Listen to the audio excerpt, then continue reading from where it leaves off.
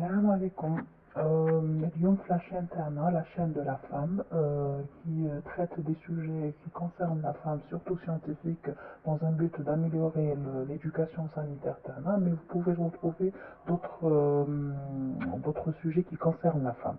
Donc la chaîne, elle est pour vous. Donc si vous avez des suggestions ou là, des sujets اللي تحبوا نطرقوا لهم, n'hésitez pas à nous dire. Le sujet تاع c'est l'atout Salah. Donc l'atout, on va parler spécialement à l'atout pendant la grossesse parce que c'est un problème un peu. Donc à les antitussifs, les traitements qui sont la pharmacie, est-ce qu'ils peuvent être utilisés pour la grossesse ou non?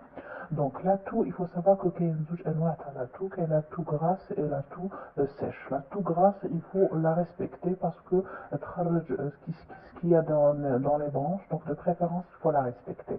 Par contre, l'atout sèche, quand elle est irritative, quand elle gêne l'état général, elle donne un mauvais effet à l'état général, là on doit la traiter donc avec une courte durée bien sûr, donc 3, 5 jours, maximum 7 jours.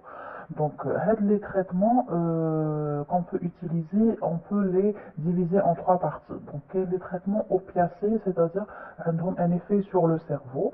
Donc on a des traitements antihistaminiques, c'est-à-dire qui mal les traitements à l'allergie, ou on a des traitements à base d'herbes. Donc les opiacés en petite quantité, on peut les utiliser chez la femme enceinte, mais à éviter. Donc tout antitussif et à éviter le premier trimestre. D'accord? Donc pour les plantes et les antihistaminiques, il vaut mieux les éviter pendant toute la grossesse parce qu'on n'a pas assez de recul, on n'a pas d'expérience à les femmes enceintes. Par contre, les opiacés, il y a certains types qu'on peut utiliser, bien sûr, à courte durée si c'est vraiment nécessaire. Donc, concernant les antihistaminiques, ça peut donner un effet somnolent ou là une mauvaise vigilance de l'enfant après la naissance. Et ceux qui sont à base d'herbes aussi, donc ils peuvent avoir un effet, donc parce qu'on n'a pas assez de recul par rapport à ces antitussifs. Donc, la conclusion terminant, donc les antitussifs, on peut utiliser les opiacés, donc qui ont une petite faible. Il y a certains, donc il n'y a que le médecin qui peut vous donner un antitussif. Le pharmacien aussi peut vous conseiller un antitussif. Donc, je vais vous parler aussi d'un cas un peu particulier. C'est une plante qui peut être utilisée chez la femme enceinte, mais fait donc une petite quantité de le produit, éméthyle, il peut donner des contractions utérines. Donc il peut donner donc une menace ou là. Donc c'est la plante, si je me trompe pas, la lierre grimpant, le lierre grimpant, je pense.